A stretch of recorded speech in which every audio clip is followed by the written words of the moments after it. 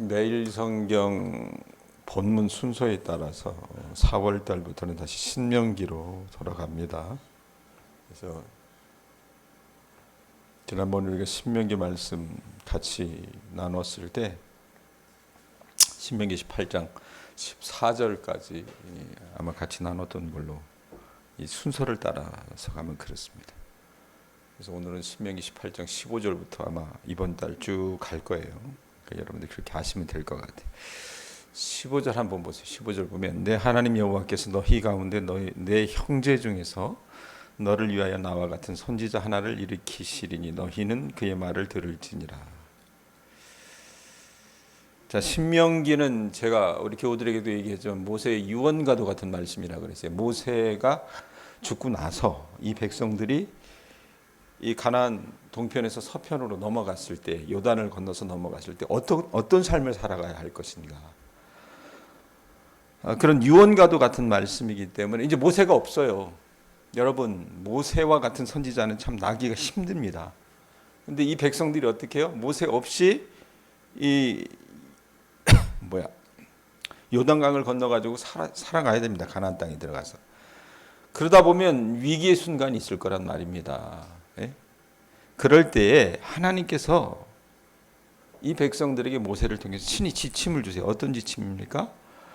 모세와 같은 선지자의 말을 들으라고 얘기합니다. 내 하나님 여호와께서 너희 가운데 뭐라고 얘기합니까? 너희 형제 중에서 너를 위하여 누구와 같은 선지자? 나와 같은 선지자 하나. 나가 누구예요? 모세잖아. 이 글을 쓰고 있는 사람이. 그 모세와 같은 선지자의 말을 하나님께서 들으라고 얘기를 하세요. 자, 하나님 여호와께서 이스라엘을 위해 이스라엘 백성의 형제 중에서 모세와 같은 선지자를 일으키실 것이기 때문에 그들이 그의 말을 들으라고 얘기합니다. 자, 중요한 건 뭐냐면 이 모세 같은 어떤 합법적인 영적 중개자를 일으키셔서 하나님께서 어떻게 해요? 이들이 모세 없이도 가나안 땅에 들어갈 때 그 가나안에서 올바로 살아갈 수 있게끔 인도하게 하시겠다는 얘기입니다. 우리 하나님은 다 계획이 있으시거든요. 자, 그러면서 뭐라고 얘기합니까? 이 영적 중개자를 세워달라고 하는 것이 단순히 어떤 모세의 의도가 아니라 이스라엘 백성들이 이전에 이걸 요청을 해요. 그게 모세가 하나님과 이스라엘 사이를 중개하는 이 영적 중개자로 세워지게 된 배경이 16절, 17절에 나옵니다. 어떤 일이 있었느냐면, 자 보세요. 어느 때 이런 일들이 있었냐면 이것이 곧 내가 총회의 날에 호렙산에서 내 하나님 여호와께 구한 것이라. 곧 내가 말하기를 내가 다시는 내 하나님 여호와의 음성을 듣지 않게 하시고 다시는 이 큰 불을 보지 않게 하소서. 두렵건대 내가 죽을까 하나이다 하며 여호와께서 내게 이르시되 그들의 말이 옳도다. 이게 뭐냐면, 자, 이 애굽에서의 생활을 생각을 해보세요. 애굽에서 나와가지고 가나안 땅을 가기 전에 이들이 광야에서 살잖아요. 호렙산이라고 하는 곳에 다다릅니다. 거기서 여러분 이스라엘 백성들이 십계명 여호와의 율법을 받죠.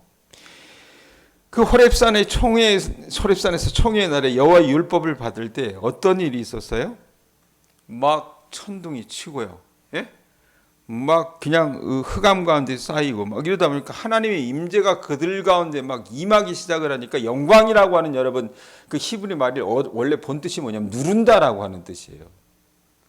백성들이 그걸 감당을 못 하겠는 겁니다. 그래서 이스라엘 백성들이 어땠습니까? 그 호렙산 총회 가운데, 야, 이거 우리가 보고 앉아 있다가는 그 거룩하신 하나님의 음성을 듣고 그 하나님의 영광을 보고 앉아 있다가는 우리가 죽을 것 같다. 그런 두려움에 빠져버렸어요. 그래서 자기들 앞에 하나님과 자기들을 중개하는 중개인을 세우기로 했어요. 그게 누구예요? 모세라는 겁니다. 모세. 예? 자기들은 하나님 여호와의 음성을 듣지 않고 다시는 그 큰 불을 보지 않도록 모세가 하나님과 그들 사이에서 어떻게 해요? 중개자 역할을 해주기를 요청을 했었어요. 하나님도 그들의 이야기를 듣고 여러분 말씀에 뭐라고 얘기합니까? 17절에 그들의 말이 옳도다라고 말씀을 해주시는 거예요. 18절 보세요. 내가 그들의 형제 중에서 너와 같은 선지자 하나를 그들을 위하여 일으키고 내 말을 그 입에 두리니 내가 그에게 명령하는 것을 그가 무리에게 다 말하리라. 자, 배경이 16절이고 17절이라 그랬어요. 15절 말씀, 그 다음에 16절, 17절이 이전에 이런 배경 속에서 모세 같은 영적 중개자를 하나님이 세우셨다. 그런데 지금 여러분 모세는 어떻습니까? 신명기 말씀을 전해주는 모세는 죽어요. 죽기 때문에 모세 같은 선지자 하나님께서 보내실 거라고 얘기를 하거든요. 이스라엘 형제 중에서 모세 같은 선지자를 이스라엘 백성들을 위해서 일으키시고 모세에게 그렇게 하셨던 것처럼 하나님 당신의 말을 그 입에 둘 것이며 이스라엘 백성들에게 들려줄 명령을 그 중개자에게 먼저 어떻게 해요? 들려주시고 그리고 하나님이 명령하는 것을 이스라엘 무리에게 다 말하게 하실 것이라고 얘기해 주시는 거예요. 자, 그렇게 보면 여러분 어떤 겁니까? 모세 같은 선지자를 세워서 주실 약속은요, 모세 당대에만 유효했던 것이 아니라 그 이후로도, 왜? 우리 하나님 영원하신 분이시기 때문에 그 이후로도 계속 유효한 말씀이 된다 그 말입니다. 자, 그렇게 보면 여러분 모세 당대는요, 여호수아가 모세 같은 선지자로 후임자로 등용이 됩니다. 실제로 이 사람이 어떻습니까? 가나안을 정복할 때 그 역할을 합니다. 말씀을 받아서. 그리고 주전 8세기, 예수님 오시기 전 8세기 남유다에서는 이사야 같은 선지자가 여호와의 말씀을 그 입에 위탁받은 모세와 같은 선지자 역할을 합니다. 거기에서 한 100년 지나서 주전 7세기에는 예레미야가 모세와 같은 선지자였습니다. 이렇게 하나님께서 어떻게 해요? 당신의 백성들에게 당신의 말씀을 중개할 수 있는 선지자들을 계속 보내셨다는 얘기입니다. 그 나중에 여러분 이게 누가 최종으로 결론에 이릅니까? 예수 그리스도가 나와 같은 선지자. 그래서 그걸 또 다르게 우리가 말씀할 때 예수 그리스도가 그 일을 대신한다라고 얘기를 했습니다. 자, 그리고 이 예언대로 어떤 일이 이루어지느냐? 19절 보세요. 누구든지 내 이름으로 전하는 내 말을 듣지 아니하는 자는 내게 벌을 받을 것이죠. 자, 하나님께서 중개자를 보내신다 그랬어요. 그러니까 하나님의 말씀을 전할 거 아닙니까? 그 말씀을 들을 거 아닙니까? 모세 같은 예언자의 입을 통해 전달된 그 여호와의 말씀을 듣지 않는 자는 뭐 하게 된다 그래요? 거기 벌을 받게 된다라고 얘기합니다.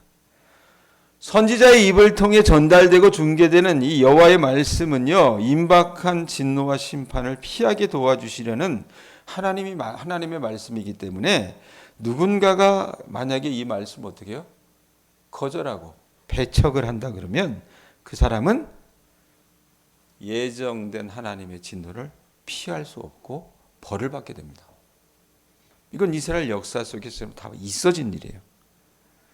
20절 보면 하나님께서 보내지 않은 그 예언자가 여호와 하나님께서 명령하지 아니한 말을 자기 마음대로 하나님의 이름을 들먹이면서 전하든지 다른 신들의 이름으로 말하면 그 선지자는 어떻게 얘기합니까? 20절 뒤에 보면 뭐라고 얘기해요?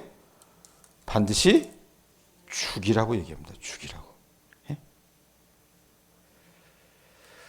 자, 그러면 여러분 우리 딴에는 이렇게 생각을 해요. 자, 모세 같은 선지자, 아까 말씀드렸듯이 여호수아, 그 다음에 이사야, 예레미야, 그 밖에도 여러 소선지자들이 있었습니다.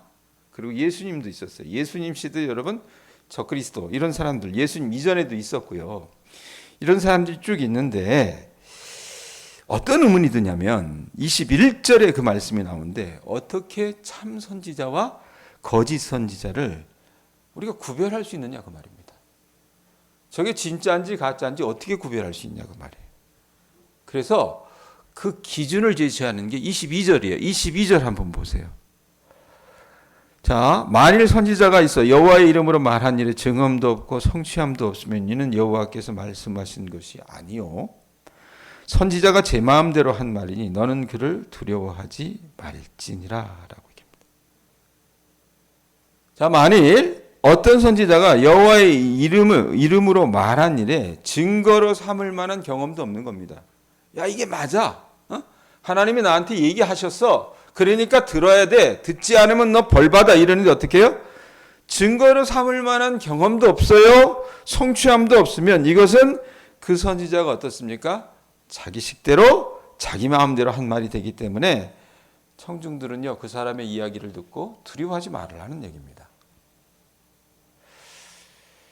자, 그런데 여러분 뭐냐면 이렇게 간단하고 명확하게 분별할 수 있는 기준을 지금 하나님께서 모세를 통해서 제시를 해 주시잖아요. 근데 그렇게 제시해 주셨는데도 불구하고 모세 이후에 이스라엘 역사를 이렇게 쭉 우리가 살펴보면요. 이스라엘 백성들은 이 거짓 예언자와 참 예언자 사이에서 굉장히 헷갈리고 방황했다는 겁니다. 대부분은요, 당대의 사람들에게 참 선지자로 인정받는 경우는 어떤 사람들이었냐면 그 사람들 대부분은 거짓 선지자였습니다. 거짓 선지자로 여겨져서 비난받고 박해를 받았던 당사자는 대부분 누구였냐면 참 선지자였어요. 우리가 여러분 예레미야서를 여러분 읽어보면서 제가 전했을 때 여러분들 그 말씀 기억하세요? 예레미야를 그 당시의 사람들이 어떻게 봤습니까? 왕따 선지자였잖아요. 완전히 바보 병신 취급하지 않았습니까? 그리고 예수님도 여러분 우리가 지난주에 고난주간의 역사들을 쭉 되돌이켜 보았지만 그렇게 주님도 마치 거짓 선지자인 것처럼 하나님의 이름을 능욕한 것처럼 그렇게 치부돼서 십자가에 달려 돌아가셨다는 얘기입니다. 자, 그러면 이걸 우리 일상생활에 어떻게 적용할까? 혹시 점집에 찾아가 보셨습니까? 남현숙 권사님? 네? 백 권사님, 점집에 가보셨어요? 네? 그런 거 안 해요? 여러분 일상생활에도 보면 젊은 애들 요즘 무슨 뭐 카드 가지고 점친다 그러고 타로 가지고 점친다 그러고 별의별 거 다 하잖아요. 우리 어떻게 해요? 화토 가지고도 하지 않습니까? 우리? 네? 안 해요? 내가 너무 거시기한가? 자, 연초되면 사람들이 어떻게 해요? 가는 사람이 있단 말이에요. 교회 다니면서도 가는 사람이 있습니다. 여러분 사람들이 두 가지 아마 이유 때문에 점쟁이나 이 불건전한 영적 이 매파들을 찾아 나서는 것 같습니다. 그중 하나가 뭐냐면 지금 자신들이 겪고 있는 환난이나 재난의 원인을 어떤 특정 사건이나 인물에 전가시켜서 그걸 좀 해결해 보고 싶어 합니다. 목사님 나는 왜 이러죠? 내 인생은 왜 이러죠? 왜 우리 새끼는 장가를 못 가느냐 말이야. 시집을 못 가느냐 말이야. 이래가지고요. 에? 왜 우리 자식들한테 이런 어려움들이 있죠? 그러니까 교회 가도 목사가 얘기 안 해주는 것 같으니까 어떻게 해요? 하나님 앞에 기도해도 답은 안 하시는 것 같으니까 점집에 가는 거예요. 가면 여러분 어떻습니까? 무당들이 어떻게 해요? 굿하자 이러잖아요. 그래가지고 이미 죽어있는 귀신들로 어떤 승격된 조상들과 살아있는 후손들 사이에서 메시지를 전달하는 역할을 무당이 해요. 그래서 어떻게 합니까? 막 빙의를 하잖아요. 예? 그래서 답이 나오는 게 뭡니까? 묘를 이장하라든지 그 무덤을 잘못 써서 그래. 예? 아니면 어떻습니까? 이 조상에게 제사 드리는 것이 영 시원치 않다는 등. 그래서 어떻게 해요? 무당에게 주는 복채도 더 두둑히. 그러니까 여러분 점쟁이 집에 찾아가서요 교인들이 내는 복채는요 교회 와서 교인들이 내는 그 헌금하고는요 급수가 다릅니다. 예? 이런 메시지 전하고 그래서 후손은 어떻게 해요? 듣는 대로 용하다고 하니까 어떻게 해요? 묘를 이장합니다. 예? 대통령 여러분 선거가 되면요 후보들이 주로 연희동에 이사를 많이 와요. 왜 그런지 아세요? 서울 연희동이요. 원래 이 이성계가 이 한양을 어디에 세울까, 이 서울을 어디에 세울까 수도를 고민을 했었는데 그때 당시 여러분 풍수지리 하는 그 무슨 그 선사가 한양 땅에 세워라 그래가지고 찾았대요. 찾았는데 원래 추천했던 것이 뭐냐면 연희동 그 자리였답니다. 근데 그 당시 한양의 그 소위 말하면 행정관이 그걸 반대했던 이유는 너무 좁아서. 근데 그 땅 그 자리가 보면 지금 여기 상향지처럼 굉장히 이 뒤에 배산 임수 뭐 이런 식이었단 말이에요. 그러니까 왕이 나올 자리였단 말이에요. 그 실제로 악한 왕이었지만 전두환이하고 노태우가 거기서 나왔는지는 모르겠어요. 예? 그러다 보니까 대통령 선거가 되면 어떻습니까? 거기로 이사를 와요. 김무성 씨도 이사하고 이랬단 말이에요. 왜 그럴까요? 사람들이 그걸 믿어요. 현혹된다 그 말입니다. 그래서 묘 이장하기도 하고 제사 때 어떻게 합니까?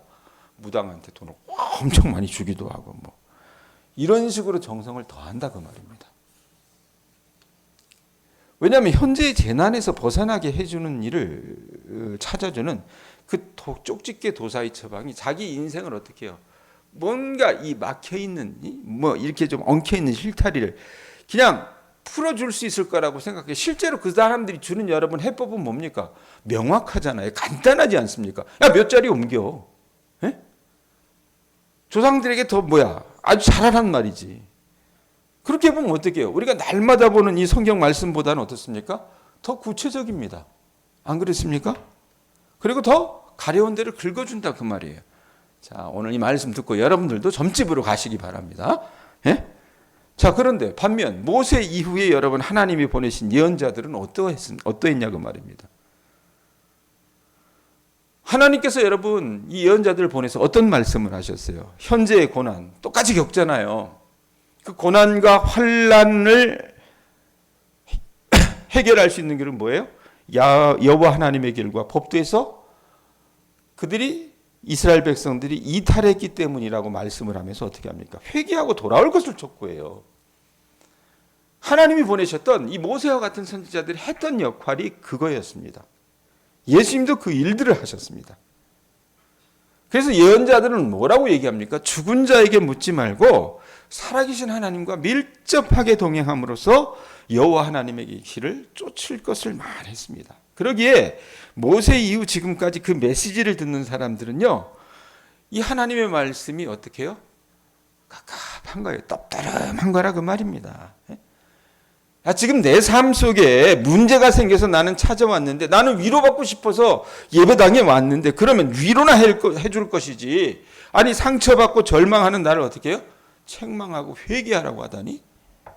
이게 무슨 말이 되는가? 이렇게 생각하는 경우가 대부분이라고 말입니다. 그런데 저나 여러분이나 분명히 아셔야 될 거 있어요. 여호와 하나님의 율법을 즐거워하고 주야로 묵상하는 자가 물가에 심긴 나무처럼 번성하는 복을 받습니다. 자꾸 신앙생활하면서 여러분 쉬운 거를 찾지 마세요. 신앙생활하면서 여러분 우리가 어떻게 해요? 빨리 갈 수 있는 걸 찾지 마세요. 성경은요 그런 걸 하나도 가르쳐 주지 않습니다. 예? 안 그래요? 농사 지으시잖아요. 여러분 지난 겨울부터 초봄은 농사를 준비해야 되는 어떻게 보면 중요한 시기 아닙니까? 그러기에 생각 없는 사람들 눈에는 아무것도 하지 않아도 하지 않아도 괜찮다고 생각할 수 있겠지만 부지런한 농부, 여러분 정말 사려 깊은 농부는 어때요? 가장 기본인 겨울철 퇴비를 땅에 뿌리고 깊은 밭갈이를 할 거라 그 말입니다. 그러나 그건 뭐하러 해 하고 생각하는 사람은 퇴비도 뿌리지 않을 거고 빠르게 효과를 볼 수 있는 화학 비료를 뿌리는 일에 아마 탐닉할 거라 그 말입니다. 그 결과가 어떨지는 여러분들이 저보다 더 잘 아실 겁니다. 인생도 마찬가지라는 얘기입니다. 인생도. 자, 두 번째, 사람들은요 장차 일어날 일이 어떻게 될지 몰라가지고 점쟁이나 도사를 찾아갑니다. 안 그렇습니까? 가령 이런 겁니다. 예? 우리 아이가 교제하고 있는 자매와 우리 아이가 교제하고 있는 저 자매와 우리 아이가 결혼하면 좋을까 안 좋을까? 그래서 가지고 가는 게 뭐예요? 사주라고 하는 거 가지고 오잖아요. 사주팔자라고 하는 거. 생년, 생월, 생시 뭐 이래 가지고요. 그거 딱 가지고 가지 않습니까? 그리고 이 아이들 사이에 궁합이 맞을까 그래서 좀 신령하다는 거니까 알려주세요 이래요. 그러면 가져가면 어떻게 합니까? 이 도사들이나 무당들이 아주 쉽게 해결해 줍니다. 그런데 여러분 이런 어떤 이 미래의 복과 화를 미리 말해주는 것은 도사들의 과잉 서비스가 아닐까 저는 생각을 합니다. 미래는요 우리의 현재적 결단에 의해서 좌우되는 것이지 우리의 현재적 결단과는 상관없이 닥칠 미래의 복과 화를 미리 하는 것이 여러분 우리 삶에 무슨 의미가 있겠냐고 말입니다. 윤석열 대통령이요 집착하는 수가 있다 그러잖아요. 2000이라고 하는 수에 집착한답니다. 그래서 의사를 늘려도요 2000명을 늘린다고 얘기해요. 모르겠어요. 그게 정말 그랬는지 모르겠지만. 그리고 김건희 씨가 집착하는 수는 50이랍니다. 그래서 어떻게 해요? 화장지를 사도 50개를 사고요. 물건 사도 다 50개를 산대요. 이 사람들이 왜 이런 거예요? 자기를 대통령 만들어준 사람이 누구예요? 천공법사라고 하는 사람입니다. 지금 이렇게 정치를 말아먹고 나라를 엉뚱하게 만들어도 어떻게 해요? 어찌됐건 대통령을 만들어준 사람은 누구예요? 그 사람이에요. 그래서 용산 앞에다가 그 사람 사무실을 어떻게 만들어주고요. 거기 앞에서 그 사람이 하는 말을 듣고 별짓을 다 하는 거예요. 예? 그래서 어떤 일을 지금 벌였을 때 백성들이 원망이 여러분 극에 달하고 이래도 이 사람들은 어떻게 해요? 자꾸 그 사람 얘기만 듣고 앉아 있는 거라 그 말입니다. 정작 여러분 이 대통령과 영부인에게 중요한 게 뭡니까? 현재의 백성들을 그들이 어떻게 해요? 진실되게 돌보고 살피는 게 그 군주의 역할 아니겠어요? 그런데 어떻게 해요? 어려움이 있을 때마다 마치 왕자를 손에 새기고 가는 것처럼 그 사람을 찾아가서 현혹된 얘기만을 듣고 엉뚱한 처방을 지금 백성들에게 하고 있는 거라 그 말입니다. 여러분 우리 미래에 대해 우리가 미리 알 것이 아니라 오늘 현재 여호와 하나님의 말씀과 밀접하게 동행하는 삶에 저나 여러분이나 치중해야 합니다. 그러니까 점집에 가서 뭐 찾지 마시고요. 새벽에 나오셔서 어떻게 해요? 우리에게 들려주신 이 하나님의 말씀에 여러분들의 눈이 가 있을 수 있기를 바랍니다. 이것보다 더 정확한 여러분 지침은 없다 그 말입니다. 예? 사도 바울이요 그리스도 예수 안에 있는 구원의 어떤 그 절대적 경고성을 이렇게 노래합니다. 내가 확신하노니 사망이나 생명이나 천사들이나 권세자들이나 현재일이나 장래일이나 능력이나 높음이나 깊음이나 다른 어떤 피조물이라도 우리를 우리 주 예수 그리스도 안에 있는 하나님의 사랑에서 끊을 수 없다 그랬습니다. 여러분 하나님의 자녀들은요 무엇보다도 우리 하나님의 말씀대로 살다가 우리가 환난을 당한다 하더라도 오히려 기뻐할 줄 알아야 합니다. 무조건 환난을 피해가려고 하는 것은 예수 그리스도를 믿는 그리스도인의 십자가 영성이 아니라고 말입니다. 그리고 종국에는 알아요. 왜? 하나님의 사랑이 여러분 우리를 그 어떤 것에서도 지켜주시고 보호하실 것을 우리는 믿어 의심치 않아야 된다는 얘기입니다. 네? 현실을 토대로 여러분 우리의 미래를 살아가는 것이 그리스도인의 참된 영성이에요. 그러므로 여러분들이요 제발 현혹되지 마시기 바랍니다. 기도원 가는 거 좋죠. 기도원 가서 어떻게 해요? 일상에서 우리가 기도할 수 없고 번잡스럽기 때문에 기도원 가서 기도하는 건 좋지만 어떻게 해요? 기도하면서 소위 영험하다고 하는 사람들의 얘기에 귀가 열려가지고요. 자기의 인생을 살아가지 못하고 그 사람이 내 인생 살아주는 거 아니지 않습니까? 근데 마치 내 인생을 살아주는 것처럼 생각을 해서 거기에 현혹되면 여러분 그 사람들의 삶과 이 구약의 삶을 살았던 사람들과 뭐가 다르냐고 말입니다. 여러분 우리에게 유일한 답은 하나님의 말씀입니다. 말씀이에요. 그 말씀의 나침반에 의지해서 여러분들이 매일 인도함을 받으시고 오늘 현실에 충실하게 살아가시는 주님의 자녀들 되실 수 있기를 바랍니다. 아셨죠? 네? 그래서 이 말씀보다도 중요한 건 없어요. 허정야 집사님 점집에 가지 마세요. 아셨죠? 네, 같이 기도합니다.